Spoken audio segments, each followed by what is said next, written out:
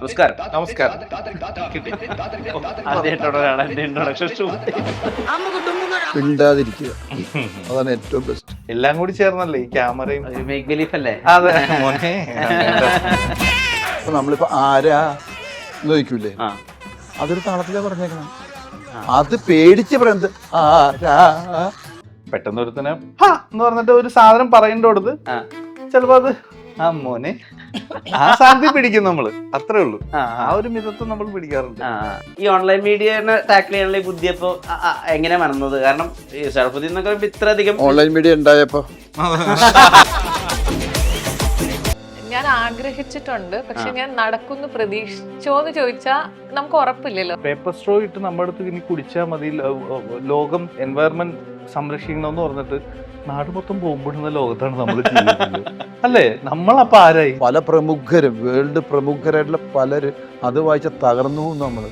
ഇവരെയൊക്കെയാണ് നമ്മള് ആരാധിക്കുന്നതും ഇഷ്ടപ്പെട്ടതും എന്നൊക്കെ തോന്നിപ്പോ. ഞാൻ ആക്ച്വലി കുറച്ചൊക്കെ ഇത് എടുത്തിടുമ്പോ ഞാൻ എന്നെ ഒന്ന് ചെറുതായിട്ട് പാകപ്പെടുത്തും. ട്രോൾ ഇട്ടൊക്കെ ആയിരിക്കും ഞാൻ ഇടുന്നത്.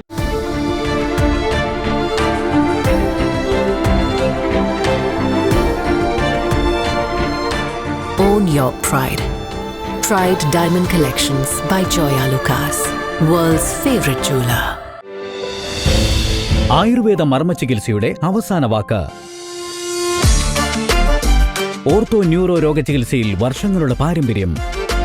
എടമനശ്ശേരി spine hospital private limited, Coimbatore.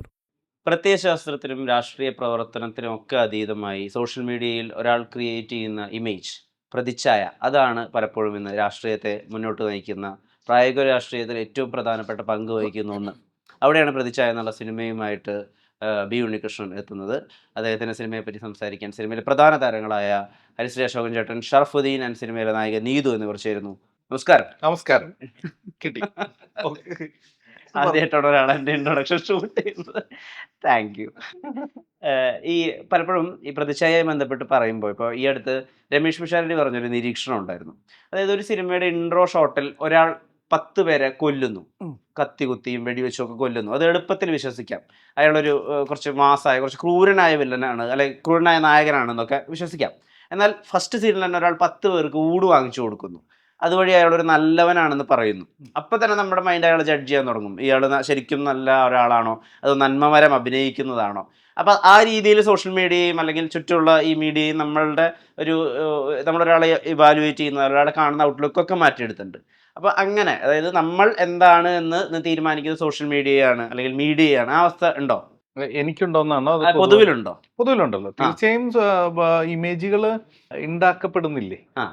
ഉണ്ടാക്കപ്പെടുന്നുണ്ട്, ഇമേജുകൾ തകർക്കപ്പെടുന്നുണ്ട്, അതിന് PR ഏജൻസികളുണ്ട്, അത്തരത്തിലുള്ള വർക്കുകൾ നടക്കുന്നുണ്ട്. അപ്പോൾ ഈ പറഞ്ഞ പോലെ എന്താ പറയാ, ഒരു ഇപ്പൊ ഒരു ഒറിജിനൽ കയറി വന്നാൽ നമുക്ക് ഇതിൽ കൺഫ്യൂഷൻ ഉണ്ട്. അതാണ് ഇതിന്റെ ഏറ്റവും വലിയ പ്രോബ്ലം ഉള്ളത്. ഇതിന്റെ ഇടയിൽ ഒറിജിനൽ നമുക്ക് കാണാൻ പറ്റുന്നില്ല എന്നുള്ളതാണ് ഇതിന്റെ റിയാലിറ്റി. അപ്പോൾ പിന്നെന്ന് വെച്ച് കഴിഞ്ഞാൽ നമ്മൾ ഇതൊന്നും ഇതിപ്പോ നിർത്തണം എന്നൊന്നും പറയാൻ പറ്റില്ലല്ലോ.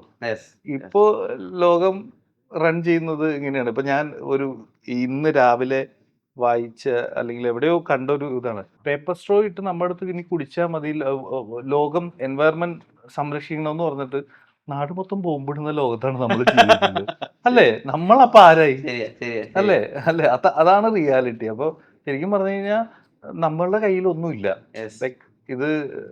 ഇതൊക്കെ അങ്ങനെ തീരുമാനിച്ചങ്ങ് പോകുന്ന ഒരു പരിപാടിയാണ്. ഇത് നിർത്തുക, അല്ലെങ്കിൽ ഇങ്ങനെ PR അല്ലെങ്കിൽ PR വാറുകൾ. അപ്പൊ അങ്ങനെ ഇമേജുകൾ ഉണ്ടാക്കുന്നതും ഇമേജുകൾ തകർക്കപ്പെടുന്നതെല്ലാം കണ്ട് നിൽക്കാനും ചിലപ്പോൾ എന്താ പറയാ, അതിൽ പെടാതിരിക്കട്ടെ എന്ന് പറഞ്ഞ് പ്രാർത്ഥിക്കാനല്ല ഒന്നും പറ്റില്ല. ചേട്ടാ, ഇപ്പൊ സോഷ്യൽ മീഡിയയുടെ ഒരു വരവോട് കൂടിയിട്ട് ഇപ്പൊ ഒരാൾ സോഷ്യൽ മീഡിയയിൽ എന്താണോ കാണിക്കുന്നത് അത് ആണ് അയാളുടെ ഒറിജിനലി, അയാളുടെ ക്യാരക്ടർ എന്ന് പലപ്പോഴും ആളുകൾ ധരിക്കുന്നുണ്ട്. അത് പിന്നീട് വലിയ തെറ്റിദ്ധാരണകളാവുന്നുണ്ട്. ഇപ്പോൾ വലിയൊരു ട്രാൻസിഷൻ കൂടി കണ്ട മനുഷ്യനാണല്ലോ. അതായത് മാസികകളിൽ ഹരിശേഖരൻ്റെ അഭിമുഖം വന്നെഴുതുന്നു, പിന്നെ TV ചാനൽസിൻ്റേത് വരുന്നു, ഇപ്പോൾ ഓൺലൈൻ വരെ എത്തുന്നു, ഏറ്റവും പുതിയ കാലത്തെ പ്രൊമോഷൻ രീതികളിൽ വരെ എത്തുന്നു. അപ്പോൾ പുതിയ കാലത്തിനൊപ്പം സഞ്ചരിക്കാൻ, അല്ലെങ്കിൽ പുതിയൊരു ഇമേജ് ക്രിയേറ്റ് ആവാതിരിക്കാൻ, പഴയതുപോലെ നിലനിർത്താൻ അങ്ങനെ ഒരു ശ്രമമുണ്ടോ? ഇത് നിരീക്ഷിക്കുന്നുണ്ടോ? മിണ്ടാതിരിക്കുക, അതാണ് ഏറ്റവും ബെസ്റ്റ്.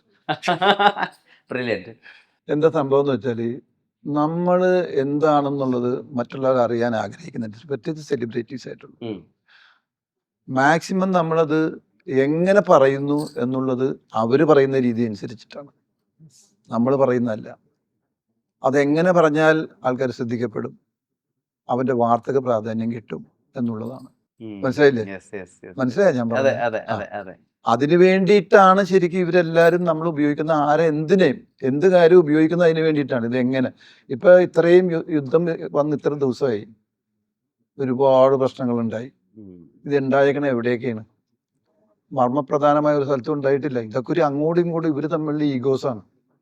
അതിന്റെ പിറകിലുള്ള ഒരു വലിയ കഥ ഈ അടുത്തല്ല, കുറച്ച് നാൾ മുമ്പ് പുറത്തു വന്നു.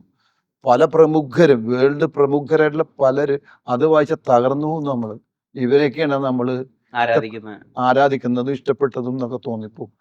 നമ്മൾ എന്തിനാ ഇവിടെ ജീവിക്കണം? ഒന്നും ചിന്തിക്കണം.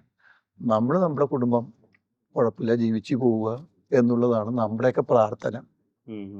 മനസ്സിലായില്ലേ? ഉണ്ടെങ്കിൽ ഒരാൾക്ക് കൊടുക്കുക, ഉണ്ടെങ്കിൽ, അല്ല മറ്റൊന്നും ചിന്തിക്കാതിരിക്കുക. എൻ്റെ ഒരു നേച്ചർ അങ്ങനെയാണ്. ആവശ്യമില്ലാത്ത ഒരു കാര്യത്തിൽ ഇടപെടാതിരിക്കുക, സമാനം കളയാതിരിക്കുക. ബ്യൂട്ടിഫുൾ. ഇതിനകത്തൊരു ചിരിയുണ്ട്. കുറച്ച് മീഡിയക്കാരൻ നോക്കിയിട്ട് ഇങ്ങനെ തിരിഞ്ഞു വരുന്നൊരു ചിരിയുണ്ട് ട്രെയിലറിനകത്ത്. ഒരുപാട് അർത്ഥങ്ങളുള്ള നിഗൂഢമായ ഒരു ചിരി. വില്ലനായിട്ട് ഭയങ്കര കൺവിൻസിങ് വരുന്നു സാറ്. ഇരിപ്പിലായാലും ശരി, പ്ലാനിങ്ങിലായാലും ശരി. വില്ലനാണോ പ്രതിച്ഛായ? ഒറ്റ മറുപടി ഞാൻ പറയാം. ഈ പ്രതിച്ഛായ എന്ന് പറഞ്ഞ ബി ഉണ്ണികൃഷ്ണൻ ഡയറക്ട് ചെയ്ത പടം, സാർ ഡയറക്ട് ചെയ്ത പടം, അത് കണ്ടാ മതി. അത് കണ്ടാ മതി. ഉഗ്രം മറുപടി കിട്ടും അതിന്, ഈ ചോദ്യത്തിന്.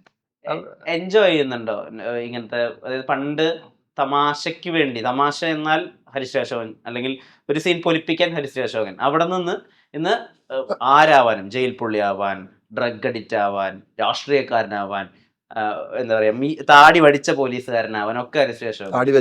താടി വടിച്ച പോലീസുകാരനായല്ലോ. ഇപ്പൊ ഞാൻ ഇപ്പോഴത്തെ കാര്യം പറയുന്നത്. ഏത് പാത്രത്തിലേക്ക് ഒഴിച്ചാലും അവിടേക്ക് എത്തുന്ന അവസ്ഥയിലേക്ക് എത്തിയിട്ടുണ്ട്. പണ്ട് താടി ഐഡന്റിറ്റി ഉണ്ടായിരുന്ന ഹരിശ്രീ ചേട്ടനൊക്കെ മാറി. ഇന്ന് എന്തും ചെയ്യാൻ പറ്റും. കാരണം കൂടി പറഞ്ഞു കേട്ടോ. എന്താണ് കാരണം? അത് ഒന്ന് കഴിഞ്ഞ ഒന്ന് ഒരു സിനിമയ്ക്ക് അടുത്ത ദിവസം പടം ഇങ്ങനെ നിരന്ന് പടങ്ങളല്ലേ, അപ്പൊ പഠിക്കാൻ നേരമില്ല. അതുകൊണ്ട് മാത്രം ഓരോ കാരണങ്ങൾ, ശബരിമല നോൻപ്, അല്ലെങ്കിൽ വേറെ എന്തെങ്കിലും കാരണം, അലർജി, ബ്ലേഡ് അലർജി എന്നൊക്കെ പറഞ്ഞ് അഭിനയിച്ചു കുട്ടി. പക്ഷെ പടം നന്നായതുകൊണ്ട് അതൊന്നും ശ്രദ്ധിച്ചില്ല ആൾക്കാര്. ഇപ്പൊ നമുക്ക് ഭയങ്കര ഡിഫറെന്റ് ആയിട്ടുള്ള ചെയ്യാനുള്ള സമയങ്ങളുണ്ട്. അങ്ങനെ ചെയ്താൽ മതി എന്നൊരു തോന്നലും മനസ്സിൽ വന്നു. ഇനി അങ്ങനെ ക്യാരക്ടർ, നല്ല നല്ല ക്യാരക്ടറുകൾ പിടിച്ച് ചെയ്യാം, അത് ആ രീതിയിൽ പോയാൽ മതി മുന്നോട്ട്. അപ്പൊ അത്രയും സിനിമകളെ നമ്മളിപ്പോ കമ്മിറ്റ് ചെയ്യുന്നുള്ളൂ. സെലക്റ്റീവ് അങ്ങനെ സെലക്ട് ചെയ്യുന്നു പറയാൻ പറ്റൂല. ചില എന്നെ വിളിച്ചിട്ട് എൻ്റെ ഒരു ഫ്രണ്ട് പറഞ്ഞാണ്, സിനിമയിലുള്ള ഫ്രണ്ട് പറഞ്ഞു, നമ്മുടെ പടത്തിൽ വന്നു 2 ദിവസം ചെയ്യണം. അപ്പൊ ഞാൻ വേറൊരു ഗെറ്റപ്പ് ആയിരിക്കും. ആ പടം നമ്മൾ ആ ഗെറ്റപ്പിലാണെങ്കിൽ, ഇപ്പൊ പടത്തിന്റെ പേര് പറയുന്നത്, ഒരു പടം കുറെ നാളായിട്ട് അഭിനയിച്ച് ഈ അടുത്താണ് തീർന്നത്. അതിൻ്റെ ഇടയ്ക്ക് ആ താടി വെച്ചുകൊണ്ട് തന്നെ പല പടങ്ങൾക്ക് ഞാൻ അഡ്ജസ്റ്റ് ചെയ്ത് കുറേ നാളത് മെയിൻറ്റെയിൻ ചെയ്തു. എന്ത് ചെയ്യാൻ പറ്റും? പഠിക്കാൻ പറ്റണല്ലോ എനിക്ക്. കാരണം അതിലെ അഭിനയിച്ചത് താടി വെച്ചിട്ടാണ്, നല്ല താടി വെച്ചിട്ടാണ്. പിന്നെ അത് മെയിൻറ്റെയിൻ ചെയ്ത് ഉള്ളിലേക്ക് തള്ളി വെച്ച് അഭിനയിച്ചു. വേറെ പടം കുറച്ച് ട്രിം ചെയ്ത് അഭിനയിച്ചു. ഇതൊക്കെ നമുക്ക് വെച്ച് അഭിനയിച്ചു പോയി ആ പടം തീരുന്നുമില്ല. അതിനുശേഷം 3-4 പടങ്ങൾ ചെയ്തു. അപ്പൊ ഇതെല്ലാം നമ്മൾ അതിൽ പെട്ടുപോകുന്നതാണ്. പക്ഷെ പെട്ടുപോയിന്ന് പറയാനും പറ്റില്ല. നമ്മുടെ ജീവിതം നമ്മൾ അതുകൊണ്ടാണ് ജീവിക്കുന്നത്. അപ്പൊ ഇനിയിപ്പോ അങ്ങനെയില്ല. ഒരെണ്ണം കഴിഞ്ഞിട്ട് ഒരെണ്ണം, അത് കഴിഞ്ഞിട്ട് ഒരെണ്ണം, താടിയൊക്കെ മാറ്റി ചെയ്യാൻ പോകുന്നുണ്ട്, ചെയ്യണമുണ്ട്.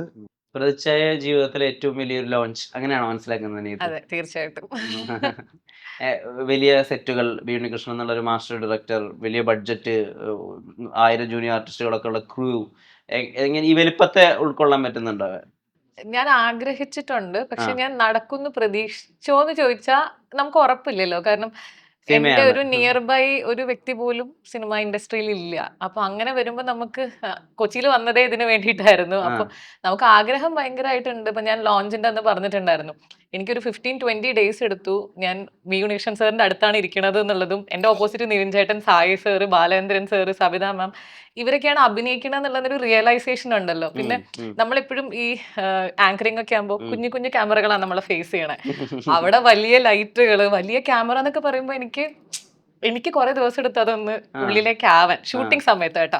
അതിന്റെ മുന്നേ പിന്നെ ഞാൻ എക്സൈറ്റ്മെന്റ് കുറച്ച് ലോ ആക്കി വെച്ചു. കാരണം സിനിമയുടെ കാര്യമാണ്, നമുക്ക് എപ്പോഴും പറയാൻ പറ്റില്ലല്ലോ.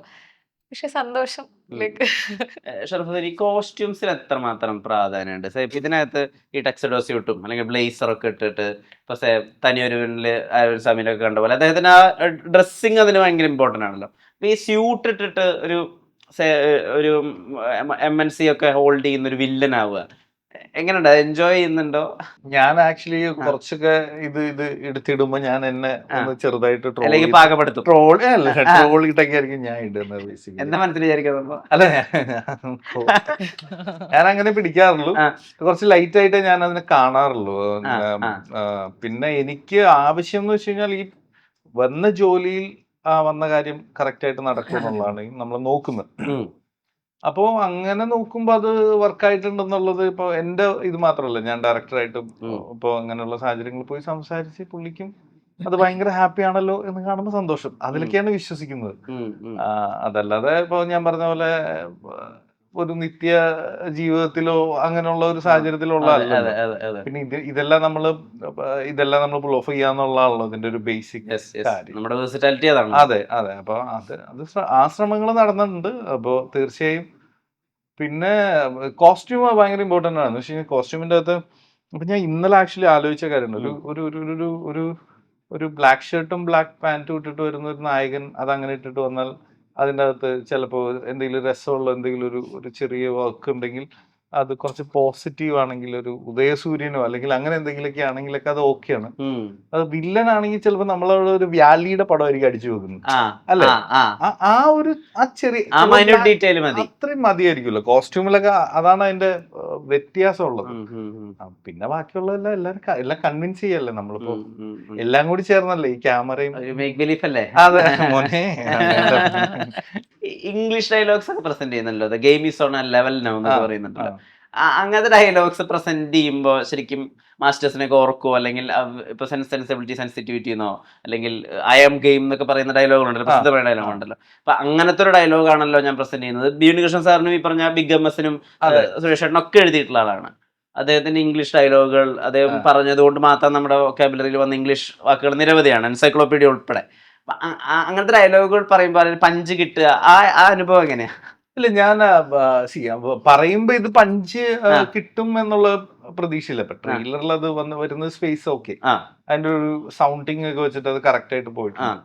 അല്ലാത്തപ്പോ എന്ന് വെച്ചാൽ നമ്മള് ശരിക്കും ഒറിജിനലി സംസാരിക്കാൻ ഇച്ചിരി ബുദ്ധിമുട്ടുള്ള ആൾക്കാരായിരിക്കും, അല്ലെ? നമ്മളുടെ ഭാഷയ്ക്ക് അങ്ങനെ എനിക്കൊക്കെ. അപ്പൊ അങ്ങനെ ആ രീതിയിൽ തന്നെ പറയുള്ളൂ. നമ്മൾ വേഗം കയറി വെസ്റ്റ് പിടിക്കില്ല. വെസ്റ്റ് പിടിച്ചാലേ നമ്മൾ പെട്ടുപോകുള്ളൂ. നമ്മുടെ അകത്ത് തന്നെ നിർത്താവുന്ന രീതിയിൽ പിടിച്ചാൽ ഓക്കെ എന്നൊക്കെയാണ് ഞാൻ എന്നോട് പറഞ്ഞ് സമാധാനിപ്പിച്ചേക്കുന്നത്. അതല്ലാതെ പിന്നെ ഈ പറയും പോലെ ഈ ഉണ്ണിസാറിന്റെ ഒക്കെ ഫിലിം മേക്കിങ്ങിന്റെ അല്ലെങ്കിൽ ഡയലോഗ് റൈറ്റിങ്ങിന്റെ ഒക്കെ പ്രത്യേകത നമ്മളുടെ ഫേവറേറ്റ് സിനിമ കാലഘട്ടത്തിൽ ഉണ്ടായിരുന്ന ഡയലോഗ്സ് രീതികളാണ്. അത് ഭയങ്കര ഇമ്പോർട്ടന്റ് ആണ് സിനിമ. ഇപ്പൊ എനിക്ക് തോന്നുന്നു ഇങ്ങനൊരു സിനിമ, അതിപ്പോ ലൂസിഫർ പോലൊരു സിനിമയിലുണ്ട്, അല്ലെങ്കിൽ അങ്ങനത്തെ ചില സിനിമകളിൽ നമ്മൾ കണ്ടിട്ടുണ്ട്. ഇപ്പോ അഞ്ചാം പാതിരയിലും മറ്റേ എന്റെ ക്യാരക്ടറിന്റെ ഡയലോഗ് കുറച്ചൊരു ഇച്ചിരി ഇതായിട്ടുള്ള ഡയലോഗ്സ് ആണല്ലോ. അതെ, അതൊക്കെ കുറച്ചൊരു നമ്മൾ കണ്ട പഴയകാല ഡയലോഗുകളുടെ ഒരു ചെറിയൊരു ഇന്റർപ്രിട്ടേഷൻ. അപ്പൊ അങ്ങനെയുള്ള ഡയലോഗ് പറയാൻ വലിയ കുഴപ്പമില്ല. അതല്ലാതെ നമ്മൾ കുറച്ചും കൂടി ഒരു എന്താ പറയാ, ഞാൻ ആരോ പറഞ്ഞ പോലെ ഒരു ആസ്ട്രോണോട്ട് സംസാരിക്കുമ്പോൾ ഒന്ന് സംസാരിക്കാൻ പറ്റുമെന്ന് വെച്ച് കഴിഞ്ഞാൽ ചിലപ്പോ നമ്മളൊന്ന് ചെയ്യും. അതാണ്. അതല്ലാതെ ഒരു മലയാളി പരിപാടിയിൽ പിടിക്കാൻ. ദശാവതാരത്തിലെ ശാസ്ത്രജ്ഞനായ കമൽഹാസന്റെ പോലത്തെ ഒരു റോളൊക്കെ ഷറഫുദ്ദീൻക്ക് ചെയ്യാൻ നല്ല പണിയായിരിക്കും. പിന്നെ ഉറപ്പായിട്ടും ദശാവതാരമേ നമ്മള് പിടിക്കാതിരിക്കുന്നതല്ലായിരിക്കും, അല്ലേ? എന്തിനാ വെച്ചാണ് അടുത്ത് ദശാവതാരമൊക്കെ പിടിച്ചിട്ട് വന്നു കഴിഞ്ഞാൽ അതെ ബുഷിന്റെ ക്യാരക്ടറൊക്കെ അത് ബുഷാണ് തെറ്റിദ്ധരിച്ചവരുണ്ടെന്ന്. അമേരിക്കൻ ക്രൂവിൽ അത് ബുഷാണെന്ന് തെറ്റിദ്ധരിച്ച ആളുകളുണ്ട്. അതാണ് അതിന്റെ ഒരു കമൽ സാറിന്റെ ശരിക്കും രാഷ്ട്രീയക്കാരനായിട്ട് വളരെയധികം ഒരു എന്താ പറയുക ഒരു ബിലീവബിലിറ്റി ഫാക്ടർ ഉണ്ട് സാർ ആ ട്രെയിലറിൽ മൊത്തം പ്രസന്റ് ചെയ്യുമ്പോൾ. ഈ രാഷ്ട്രീയക്കാരായിട്ട് അടുത്തിടപഴകുന്നുണ്ടോ, അല്ലെങ്കിൽ കണ്ട രാഷ്ട്രീയക്കാരെയോ, അല്ലെങ്കിൽ അവരുടെ ഒരു നയതന്ത്രമൊക്കെ ഉണ്ടല്ലോ കാര്യങ്ങളെ ഡീൽ ചെയ്യാൻ. എല്ലാ ആളുകളും വേണമല്ലോ ഒരു രാഷ്ട്രീയക്കാരന്. അതിൻ്റെ ഒക്കെ ഓർമ്മയിൽ നിന്നാണോ ഈ കഥാപാത്രത്തിന്റെ ഒരു മൊത്തത്തിലുള്ള പെർഫോമൻസ് ഉദ്ദേശിച്ചിരിക്കുന്നത്? ഇല്ല. ഇത് ഡയറക്ടർ പറഞ്ഞു തന്ന് ഇങ്ങനെ ആയിരിക്കണം എന്ന് പറഞ്ഞപ്പോൾ നമ്മളത് ഫോളോ ചെയ്താണ്. ഇപ്പോൾ ചില സീനുകളിലൊക്കെ, അതായത് വളരെ ഐക്കോണിക് ആയിട്ടുള്ള അശോക് ചേട്ടൻ സെലിബ്രേറ്റ് ആയിട്ടുള്ള പല സീനുകളിലും ഈ സീൻ ഇവിടെ തീരും എന്നുള്ള സ്ഥലത്ത് അശോകൻ ചേട്ടൻ 2-3 നമ്പറുകൾ ഇടുന്നത് വളരെയധികം വൈറലായിട്ടുണ്ട്. ഭയങ്കര ഫേമസ് ആയിട്ടുള്ള സീനാണ്. ഇപ്പം ഒരു സീൻ എൻഡ് ആവുന്ന സമയത്ത് ഈ കുപ്പി എടുത്ത് ഇങ്ങനെ പിടിച്ചിട്ട് ഇങ്ങനെ തിരിക്കുന്നത്. ആ സീൻ അവിടെ അതിന് മുമ്പേ ശരിക്കും കട്ട് പോയിന്റ് അവിടെ അതിന് മുമ്പേ വരണതാണ്. പക്ഷെ അവിടെ ഒരു പുതിയ സാധനം പഞ്ചാബി ഹൗസിൽ ഈ മദ്യക്കുപ്പി എടുത്തിട്ടുള്ള ഈ ആ സാധനം ആ സീനിന് മുമ്പ് എൻഡ് ആവേണ്ടതാണ്. പക്ഷെ അതിന് മുമ്പേ അങ്ങനെ ചെയ്യും. അപ്പം ഈ സീനിന്റെ കട്ടിന് ശേഷവും അത് ആ പെർഫോമൻസ് കണ്ടിന്യൂ ചെയ്ത് പോകണം. ഇതല്ല ഇനി കുറച്ചും കൂടി എനിക്ക് ചെയ്യാനുണ്ട് ഈ സീനിൽ എന്നുള്ള ആ ജഡ്ജ്മെന്റ് ഒക്കെ ഏത് സമയത്ത് കിട്ടുക? അങ്ങനെ കുറേ പടങ്ങളിലുണ്ട്. ആ പടം മാത്രമല്ല, അത് നമ്മൾ ചെയ്തു തുടങ്ങുമ്പോൾ തന്നെ അവർക്കറിയാം നമ്മൾ എന്തെങ്കിലും ഇടുന്നുള്ളത്. അപ്പൊ അവരത് കഴിഞ്ഞിട്ട് കട്ട് ചെയ്യുള്ളൂ. നമ്മളിങ്ങനെ പിടിച്ചിട്ട് ഇങ്ങനെ ചെയ്യുകയാണെങ്കിലും നമ്മളിങ്ങനെ വന്നിട്ട് എന്തൊരു ഡയലോഗ് പറയും, ചിലപ്പോ അത് നന്നാവുന്ന ചെയ്ത് നമ്മളൊരു ദിവസം കഴിയുമ്പോൾ അതിന്റെ 1-2 ദിവസം കഴിയുമ്പോൾ ട്രാക്കിലേക്ക് വരുള്ളൂ നമ്മൾ. പിന്നെ നമ്മളായി അതിന്റെ ഒരാളായി. പിന്നെ പഞ്ചാബി ഹൗസിനെ സംബന്ധിച്ച്, പറക്കുന്നതിനെ സംബന്ധിച്ച് നമ്മൾ അതിന്റെ അകത്ത് വേറൊരു പടത്തിന് പോയിട്ടില്ല. അവിടെ കിടക്കാണ് നമ്മുടെ സിനിമയാണ്. അതിൽ കുറേ നമുക്ക് ചെയ്യാനുണ്ട്. അപ്പൊ നമ്മളൊക്കെ വീട്ടിൽ പോയാലും നമ്മൾ ഇതൊക്കെ ചിന്തിച്ചുകൊണ്ടിരിക്കും, ഇനി എന്തെന്നുള്ള. അപ്പൊ ചെയ്തു വരാൻ നമുക്ക് അത് ഇംപ്രവൈസ് ചെയ്യാൻ കുറെ സ്പേസ് കിട്ടും. അതുകൊണ്ട് വന്നു പോകുന്നതാണ്. നമ്മൾ തന്നെ നമ്മൾ അറിയാതെ തന്നെ ആ ക്യാരക്ടർ ആയി കഴിയുമ്പോൾ നമ്മുടെ ഇന്ന് വരും അങ്ങനെ. പക്ഷെ അത് അറിയാവുന്ന ഡയറക്ടേഴ്സ് നമ്മളെ മനസ്സിലാക്കി ചെയ്യാൻ നേരത്ത് അവർ കട്ട് പറയത്തില്ല ഏറ്റവും. അപ്പൊ വേണ്ടി വന്നാൽ അത് ഉപയോഗിക്കുകയും ചെയ്യും ആ സസ്റ്റെയിൻ സാധനങ്ങൾ. ഇദ്ദേഹത്തിന്റെ ഏറ്റവും ഐക്കോണിക് ആയി തോന്നിയ ഒരു പെർഫോമൻസ് പറയാൻ പറഞ്ഞാൽ ഏതാ പറയാ? എനിക്ക് പേഴ്സണൽ ആണ്. അപ്പൊ അത് വലിയ കാര്യമുണ്ടെന്ന് എനിക്ക് തോന്നുന്നു. ഞാൻ പറയുന്നത് ഇപ്പൊ പഞ്ചാബി ഹൗസ് ഇപ്പൊ നമ്മളെപ്പോഴും രമണൻ പറയുന്നതാണ്. രമണന്റെ കുറെ കൗണ്ടറുകളുണ്ട്. എനിക്ക് കൈകാലില്ലാത്തവരാണ് അമ്മ അമ്മ അമ്മ അമ്മ അമ്മ അതൊക്കെ അന്ന് കാണുമ്പോ കിട്ടിയ ഒരു ഇതുണ്ടല്ലോ, അതാണ് ഞാൻ പറഞ്ഞത്. പിന്നെ പറക്കുന്നളിക, എനിക്ക് ഈ പറഞ്ഞ പോലെ പറക്കുന്നളികള് ക്യാരക്ടർ ഭയങ്കര ഇഷ്ടമാണ്. എനിക്കെപ്പോഴും നമ്മൾ ആദ്യം ഒരു ചെറുപ്പത്തില് നമ്മൾ വളരെ ചെറുതായിരിക്കുമ്പോഴാണ് ഒരു ആക്ടർ നമ്മളുടെ ഇതാരാണ് എന്ന് തോന്നില്ലേ, അതെനിക്ക് ഈ പറഞ്ഞതിലാണ് കിട്ടിയത്.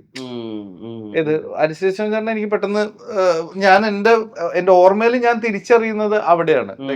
അമ്മ അമ്മ അമ്മ അപ്പൊ അവിടെ പൊട്ടിച്ചിരിച്ച കുഞ്ഞായിട്ട് മറ്റെവിടെയെങ്കിലും പറഞ്ഞ് ചിരിച്ചിട്ടുണ്ടാവുമല്ലോ.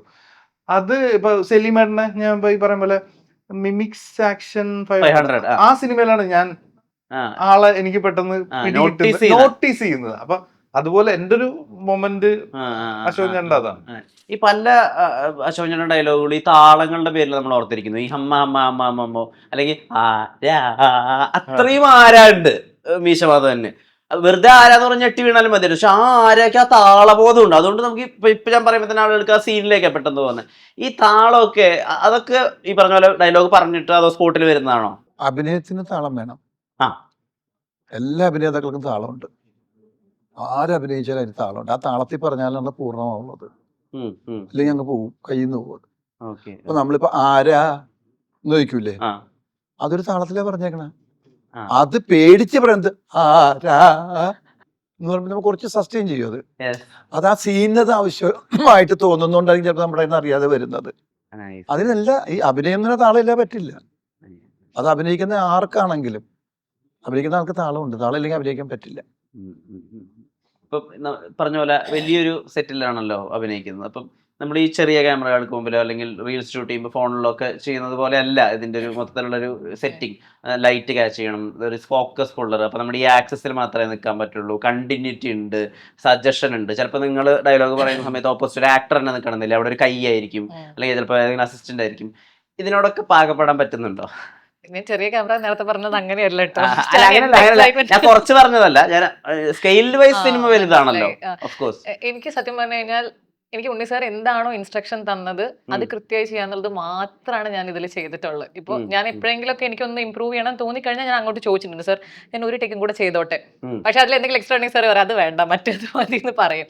അപ്പോൾ എനിക്ക് കണ്ണ് മിഴിക്കുന്നതൊക്കെ ചില സ്ഥലത്ത് നമ്മൾ അറിയാതെ ചിലപ്പോൾ ചെയ്തു പോകും, നമുക്ക് പരിചയമില്ലല്ലോ ഇത്.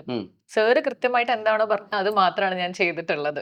പിന്നെ അവിടെ എനിക്ക് തോന്നുന്നത് ADs ഒക്കെ ഭയങ്കര സപ്പോർട്ടീവ് ആയിരുന്നു. പിന്നെ എനിക്ക് ആകെ ഒരു ഇനീഷ്യലി ഉണ്ടായിരുന്നത് എനിക്ക് കയറി സംസാരിക്കാൻ ഭയങ്കര ബുദ്ധിമുട്ടുള്ള ഒരാളാണ്. അങ്ങോട്ട് കയറിയിട്ട് പെട്ടെന്ന് അറിയാത്ത ഒരാളാണെങ്കിൽ എനിക്ക് സംസാരിക്കാൻ പാടാണ്. സോ എനിക്ക് സാർ ആദ്യമേ എന്നെ ADസുമായിട്ട് കമ്പനി ആക്കി ഒരു 10 days ഓഫീസിൽ വരുത്തിയിട്ടുണ്ടായിരുന്നു. സോ എന്റെ ഒരു ഇൻഹിബിഷൻ ബ്രേക്ക് ചെയ്തിട്ടാണ് ഞാൻ സെറ്റിൽ എത്തിയത്. സോ ബാക്കിയെല്ലാം സാറിന്റെ ഇൻസ്ട്രക്ഷൻ അനുസരിച്ച് പോയി. പ്രതിച്ഛായ മുഴുവനായും ഒരു രാഷ്ട്രീയ സിനിമ മാത്രമാണോ? അല്ല. ഞാൻ ഇതിനു പറഞ്ഞ പോലെ ഇപ്പൊ നമ്മൾ ഈ ഇമേജുകളെ തകർക്കപ്പെടുമ്പോഴും ഇമേജുകൾ ഉണ്ടാക്കപ്പെടുമ്പോഴും കൂടുതൽ തകർക്കപ്പെടുമ്പോൾ ഇതിന്റെ എല്ലാം പുറകില്ല, അല്ലെങ്കിൽ ചിലത് തകരുന്ന കേട്ടോ, ചിലത് തകർക്കപ്പെടുന്നതാണ്. അപ്പൊ അത്തരത്തിൽ സംഭവിക്കുമ്പോൾ ഇത് എന്തൊക്കെയാണെങ്കിലും ഈ വ്യക്തിയുടെ പുറകിലേക്കുള്ള ഈ കുടുംബജീവിതം എന്ന് പറയുന്നത്, അല്ലെങ്കിൽ ഫാമിലി, ഇയാൾ ഒറ്റയ്ക്കല്ലല്ലോ. അപ്പൊ അത് അവിടെ കിട്ടുന്നതിന്റെ ഒരു എഫക്റ്റ്, അല്ലെങ്കിൽ അവിടെ അത് എങ്ങനെയാണ് മാറുന്നത്, അവിടുത്തെ ഇത് എങ്ങനെ മാറുന്നത് എന്നുള്ളത് കൂടി ഒരു കുടുംബ പശ്ചാത്തലത്തിൽ നിന്നുകൊണ്ടാണ് സിനിമ പൊളിറ്റിക്കലി പറയുന്നത്. ഷർഫുദ്ദീൻ, ഇപ്പൊ ഒരു മലയാളി സമൂഹത്തെ സംബന്ധിച്ചിടത്തോളം ഒരു ആക്ടർ പലപ്പോഴും ജഡ്ജ് ചെയ്യപ്പെടും. പക്ഷേ ഒരു ആക്ടർ ഇപ്പൊ ഫോറിനിലൊക്കെ ആക്ടേഴ്സിനാണെങ്കിൽ അവിടെ ഒരു പബ്ബിൽ പോയിട്ട് കയ്യിലൊരു ഗ്ലാസ് ബിയർ ഹോൾഡ് ചെയ്തിട്ട് ഒരു ഫോട്ടോ ഫേസ്ബുക്കിലോ ഇൻസ്റ്റയിലോ ഒന്നും ഇട്ട കാര്യമായ പ്രശ്നങ്ങൾ വരില്ല. പക്ഷെ നമ്മുടെ ഇവിടെ ഒരു ആക്ടർ അങ്ങനെ ഒരു ഫോട്ടോ ഇട്ട് കഴിഞ്ഞാൽ ഇടയിൽ വലിയ കമന്റുകൾ ഉണ്ടായിരിക്കും, ജഡ്ജിങ് പാസ്സാവും. അപ്പൊ നിങ്ങൾ സംസാരിക്കുന്ന രീതിയിലായാലും നിങ്ങൾ പബ്ലിക്കലി പ്രസന്റ് ആകുമ്പോഴൊക്കെ ഒരുപാട് മുൻവിധികളും ധാരണകളും നിങ്ങളെ പല രീതിയിൽ കാറ്റഗറൈസ് ചെയ്യാനൊക്കെയുള്ള ശ്രമങ്ങളുണ്ടാവും. നടനായതിനു ശേഷം വ്യക്തി ജീവിതത്തിൽ പ്രത്യേകിച്ച് കുറച്ചധികം ഡിസിപ്ലിൻ അങ്ങനെ ഒരു ശ്രമം വരുത്തിയിട്ടുണ്ടോ ഈ പ്രതിച്ഛായക്കൊക്കെ വേണ്ടിയിട്ട്?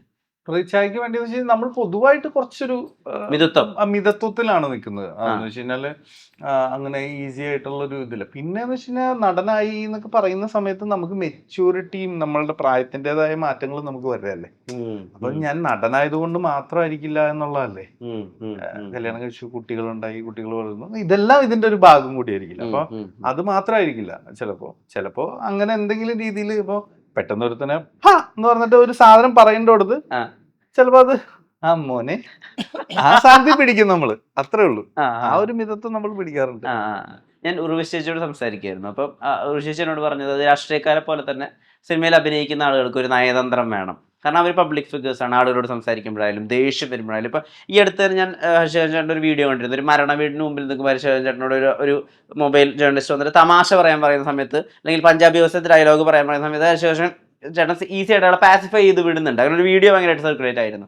അതായത് ഒരാൾക്ക് വേണമെങ്കിൽ പ്രതികരിക്കാം, അങ്ങനെ ഒരു അവസരത്തിൽ നിൽക്കുമ്പോൾ തമാശ പറയാനോ പഞ്ചാബി ദിവസത്തെ ഡയലോഗ് പറയാനോ അല്ല വേണ്ട, അതല്ല ഒരിക്കലും ഉചിതമല്ല.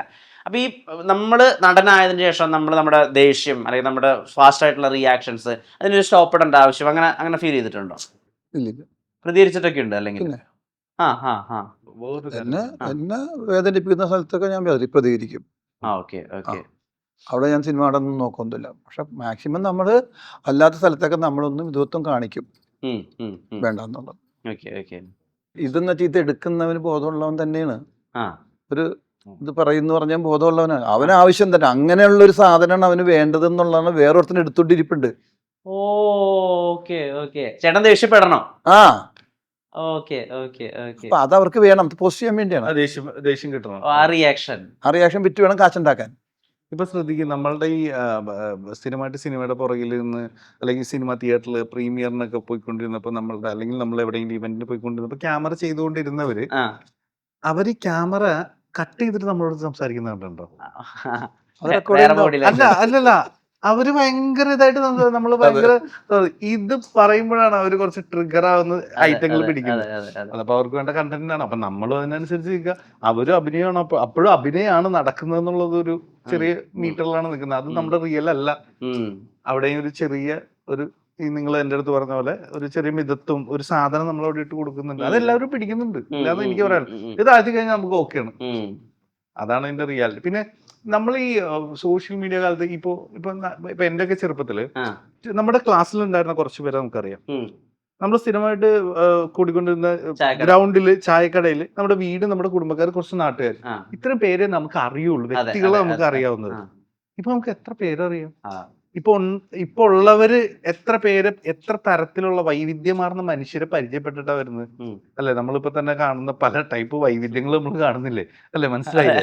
അപ്പൊ ആ വൈവിധ്യമൊക്കെ കണ്ടാണ് നമ്മള് ഇപ്പോഴത്തെ ഒരു ജനറേഷൻ സ്റ്റാർട്ട് ചെയ്യുന്നത്. അപ്പൊ അതൊക്കെ മാനേജ് ചെയ്തായിരിക്കും അവര് പോകുന്നത്. നമുക്ക് മാത്രമായിരിക്കും ഒരു ചെറിയ പ്രശ്നം, ഇതൊക്കെ എന്താണ്?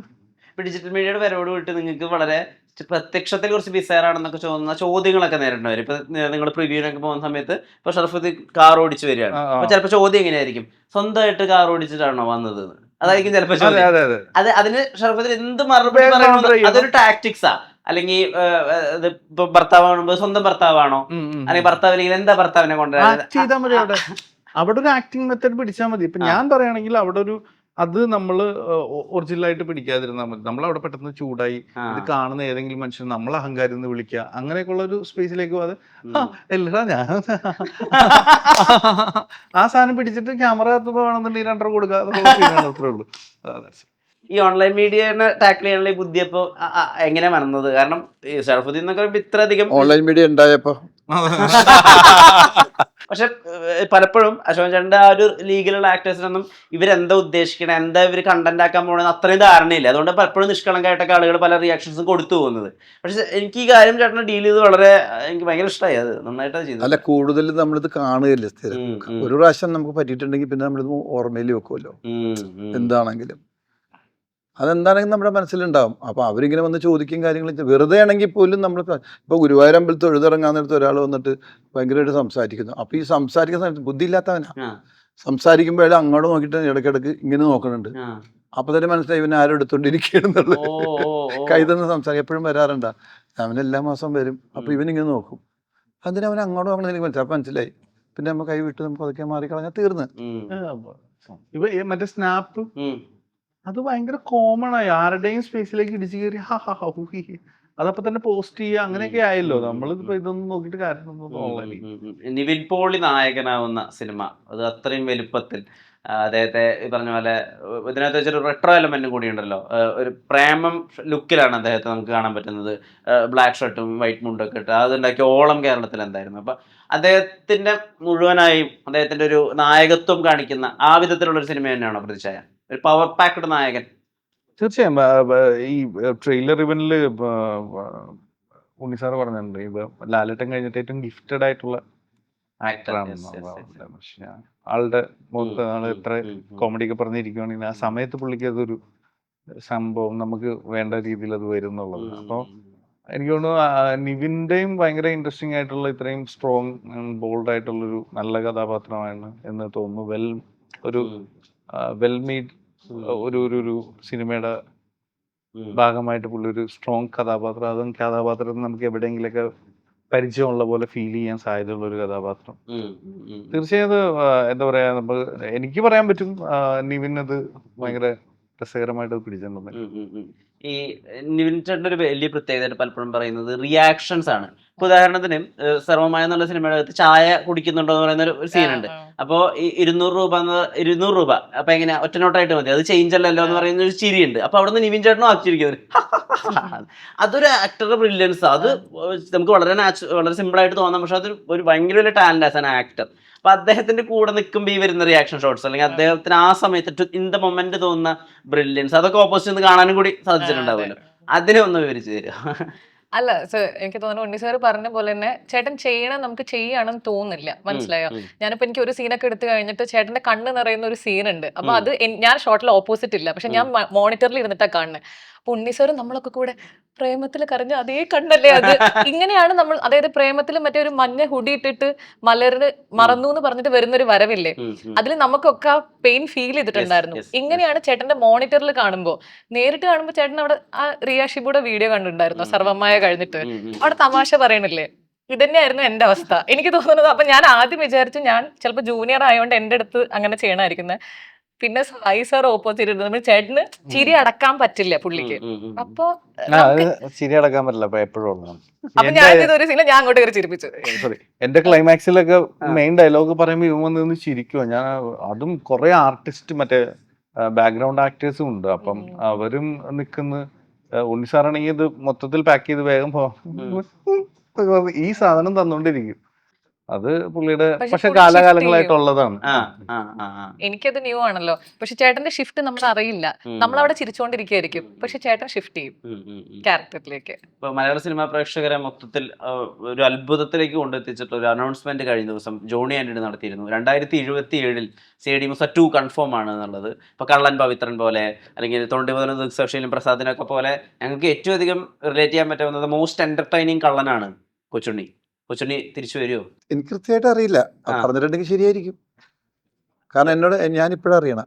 ഇപ്പോഴാണ് അറിയുന്നത്. അല്ല, ഈ 27 എന്ന് പറഞ്ഞത് ചെയ്യണം എന്ന് ആഗ്രഹമുണ്ടെന്ന് പറഞ്ഞിരുന്നു കുറെ വർഷം മുമ്പ് നേരത്തെ. ഇപ്പൊ 27 വരും എന്നുള്ള ഞാൻ ഇപ്പോഴും അറിയാം. ആ ഇപ്പൊ അദ്ദേഹം പറഞ്ഞിട്ടുണ്ട്. ആണല്ലേ? ഫ്രെയിംസിന്റെ ഒരു വേദിയിൽ ചിലപ്പോ ഞാൻ അറിയാഞ്ഞിട്ട് ഞാൻ Yes, yes. കാണാഞ്ഞിട്ടായിരിക്കും അത്. ആ ഫ്ലെക്സിബിലിറ്റി ഒക്കെ ഉണ്ടല്ലോ, ഈ തുരന്നു പോവാനും ഇളകി ആടാനും പോലീസിനെ കബളിപ്പിക്കാനും ഒക്കെ ഉള്ള കുഞ്ഞുണ്ണിയുടെ ഫ്ലെക്സിബിലിറ്റി അതിപ്പോഴും ഉള്ളിലുണ്ടോ? ചെയ്യും 100%. Thank you. അപ്പോൾ സിനിമ സംസാരിക്കട്ടെ. സിനിമ രാഷ്ട്രീയത്തിനപ്പുറത്ത് ഒരു അച്ഛൻ്റെയും മകൻ്റെയും വളരെ ഇമോഷണൽ ആയിട്ടുള്ളൊരു ബന്ധം കൂടി പറയുന്നുണ്ടെന്നാണ് വിചാരിക്കുന്നത്. അപ്പോൾ അത് ആളുകളിലേക്ക് എത്തട്ടെ. നിവിൻ സർവമായിൽ തെളിയിച്ചൊരു കാര്യമുണ്ട്, അദ്ദേഹത്തിനൊരു പോസിറ്റീവ് റെസ്പോൺസ് വന്നാൽ അത് പിന്നെ സ്കൈ ഇസ് ദ ലിമിറ്റ് എന്നുള്ളത് അതൊന്നും കൂടി പ്രൂവ് ആവട്ടെ. 3 പേരുടെ നേരത്തിന് ഒരുപാട് നന്ദി. നല്ല നമസ്കാരം. Thank you. Thank you. Ayurveda മർമ്മ ചികിത്സയുടെ അവസാന വാക്ക്. ഓർത്തോ ന്യൂറോ രോഗചികിത്സയിൽ വർഷങ്ങളുടെ പാരമ്പര്യം. Edamanassery spine hospital private limited, Coimbatore.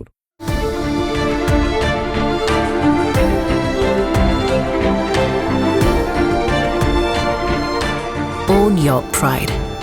Pride Diamond Collections by Joya Lucas, world's favorite jeweler.